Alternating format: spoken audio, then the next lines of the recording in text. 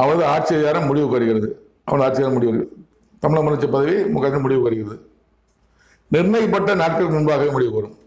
உடனே 5 வருஷம் 2 மாதம் கரெக்டாக இருக்கணும். அதுக்கு முன்பாக முடிவு கடை சொல்றாரு. ஒருவேளை ஊழல் குற்றத்தின் காரணமாக அரசு டிஸ்மிஸ் செய்யப்படலாம், கவர்னர் ஆட்சி வரலாம், எனக்கு தெரியாது. அதுதான் கடை சொல்றாரு. நிர்ணயிக்கப்பட்ட காரணம் 5 வருஷம் 5 வருஷம் 2 மாதம் இருக்கு. எனக்கு 2 மாதம் இருக்குது. ஏப்ரல், பிப்ரவரி, மார்ச், ஏப்ரல் வரைக்கும். மார்ச், ஏப்ரல், பிப்ரவரி, மார்ச், ஏப்ரல் இருக்கு எலெக்ஷனுக்கு. இந்த 3 மாதத்துக்குள்ளாக ஒரு ஆட்சி டிஸ்மிஸ் செய்யப்படலாம், கவர்னர் ஆட்சி கொண்டு வரப்படலாம். இது கடவுள் சொல்லியிருக்கிறாரு. கவர்னர் ஆட்சி வருங்கிறாரு. ஆட்சி டிஸ்மிஸ் பண்ணி கவர்னர் ஆட்சி வரும். நிர்ணயிக்கப்பட்ட நாளுக்கு முன்பாக முடிவு வரும். அவர் 5 வருஷம் பூர்த்தி செய்யாமலே இடையிலே ஆட்சி டிஸ்மிஸ் பண்ணி நினைக்கிற வார்த்தை பொறுத்து பார்ப்போம்.